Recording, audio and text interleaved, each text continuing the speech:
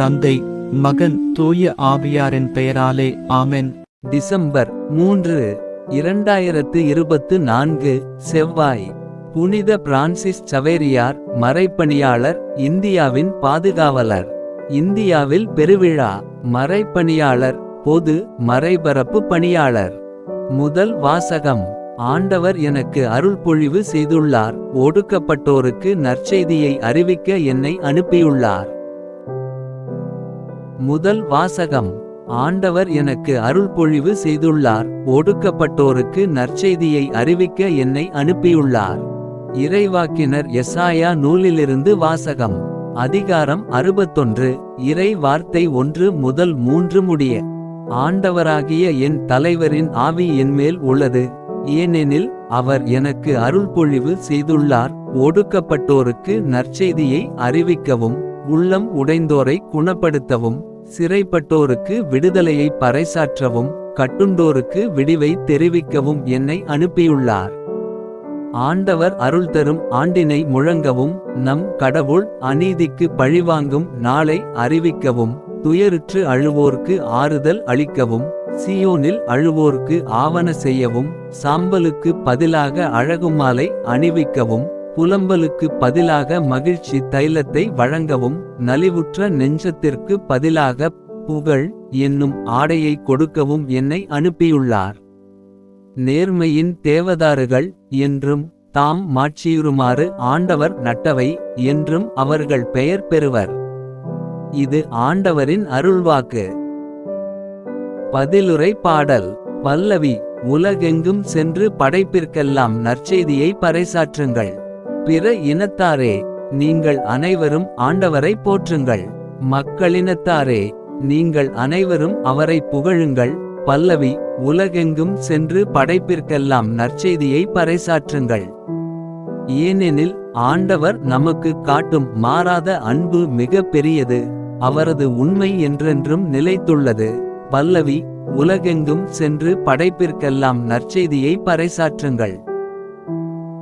இரண்டாம் வாசகம். நற்செய்தியை அறிவிக்காவிடில் ஐயோ எனக்கு கேடு. திருத்தூதர் பவுல் கொரிந்தியருக்கு எழுதிய முதல் திருமுகத்திலிருந்து வாசகம். அதிகாரம் 9. இறை வார்த்தை 16 முதல் 19 முடிய மற்றும் 22 முதல் 23 முடிய. சகோதரர் சகோதரிகளே, நான் நற்செய்தியை அறிவிக்கிறேன் என்றாலும் அதில் நான் பெருமைப்பட ஒன்றுமில்லை. இதை செய்ய வேண்டிய கட்டாயம் எனக்கு உள்ளது. நற்செய்தியை அறிவிக்காவிடில் ஐயோ எனக்கு கேடு. இதை நானாக விரும்பிச் செய்தால் எனக்கு கைம்மாறு உண்டு. நானாக விரும்பாவிட்டாலும் இது என்னிடம் ஒப்படைக்கப்பட்டுள்ள பொறுப்பாக இருக்கிறது. அப்படியானால் எனக்கு கைம்மாறு என்ன? உங்களுக்கு எச்செலவுமின்றி நற்செய்தியை அறிவிப்பதிலுள்ள மனநிறைவே அக்கைம்மாறு.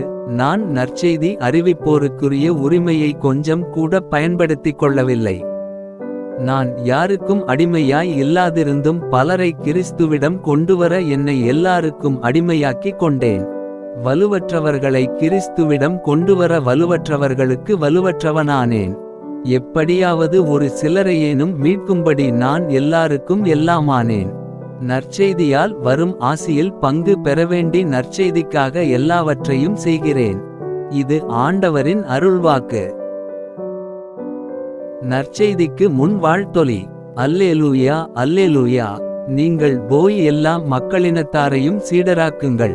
இதோ, உலக முடிவு வரை எந்நாளும் நான் உங்களுடன் இருக்கிறேன் என்கிறார் ஆண்டவர்.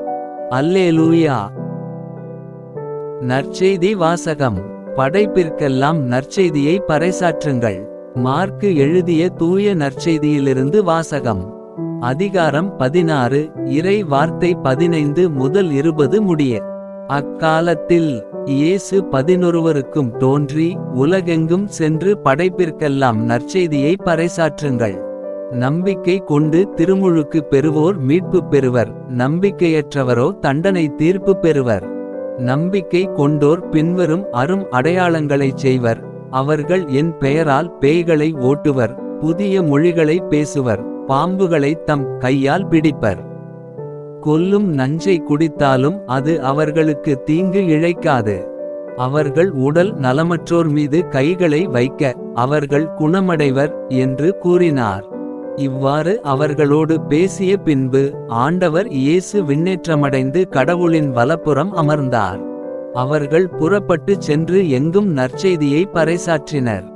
ஆண்டவரும் உடனிருந்து செயல்பட்டு நிகழ்ந்த அருமடையாளங்களால் அவர்களுடைய வார்த்தையை உறுதிப்படுத்தினார். இது ஆண்டவரின் அருள்வாக்கு.